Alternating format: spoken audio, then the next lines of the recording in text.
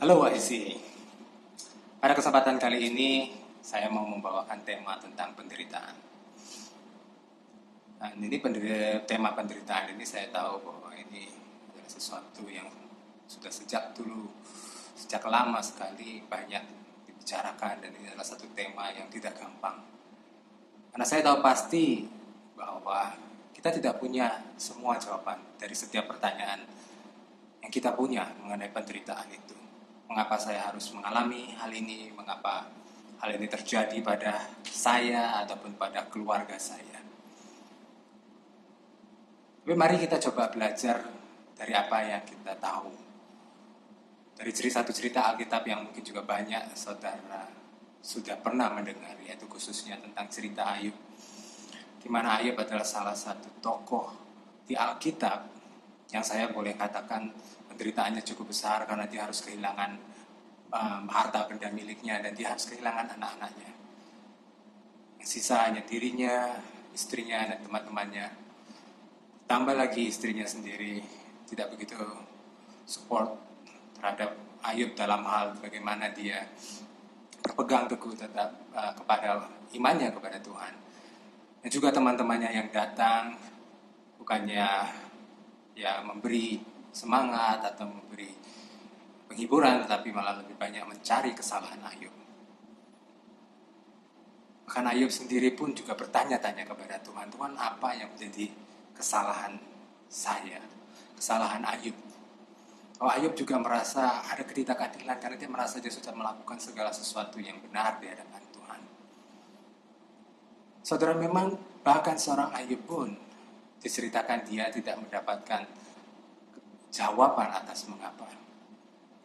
Kalau kita baca dari awal sampai akhir, ya memang satu sisi kita bisa melihat secara keseluruhan. Kita sebagai pembaca kita bisa tahu kenapa itu dimulai. Walaupun itu saya tidak mau membahas terlalu banyak karena cukup dalam pembahasannya. Tapi pada bagian akhir juga kita bisa melihat bagaimana akhirnya Tuhan menjawab Ayub. Tetapi tidak pada langsung pada inti permasalahan apa yang menjadi sumber dan apa yang menjadi alasan dibalik kenapa Ayub harus menderita. Tapi Tuhan hanya memberikan satu pengertian kepada Ayub bahwa tidak mungkin seorang manusia itu bisa mengerti tentang bagaimana cara pikir Tuhan. Tapi hal itu juga memberikan, khususnya saya selama saya memikirkan dan saya belajar kembali tentang Ayub, bagaimana kita semua juga bersikap terhadap penderitaan kita sendiri. Bagaimana kita melihat apa yang sedang terjadi sekarang di dunia ini. Dan bagaimana cara pandang kita terhadap Tuhan khususnya. Mari kita belajar dari Ayub dalam beberapa hal yang saya bisa ajak kita semua. Yang pertama yaitu bahwa bagaimana Ayub itu bisa tetap pada pendiriannya dan mencari Tuhan. Dia mencari kepada sumbernya dan dia begitu jujur dan dia begitu terbuka kepada Tuhannya. Mari saya ajak kita semua juga kembali kepada Tuhan. Jujur kepadanya dan buka, bicara apa adanya kepada Tuhan tentang apapun yang saudara alami. Dan biar Tuhan menjawab. Saya percaya Tuhan pasti akan menjawab setiap kita. Bahkan secara pribadi dia akan menjawab kepada semua kita. Mungkin memang jawaban dari Tuhan itu kadang tidak secara langsung menjawab apa yang menjadi pertanyaan kita. Mungkin pertanyaan tentang kenapa itu tadi.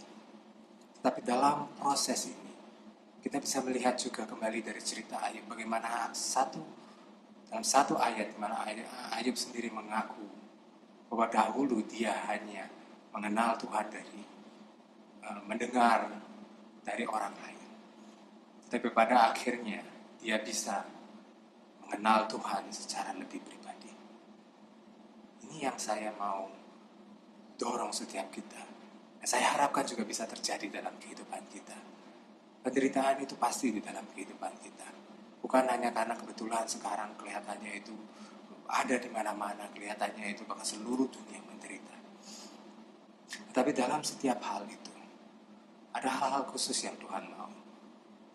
Saya percaya bahwa Tuhan mau membangun sesuatu hal yang pribadi bahkan dengan kita. melalui setiap penderitaan kita. Cari Tuhan sungguh-sungguh. Berterus terang, terbuka dan jujur kepada Dia. Tapi bangun dialog, bangun komunikasi, bangun hubungan dengan Dia.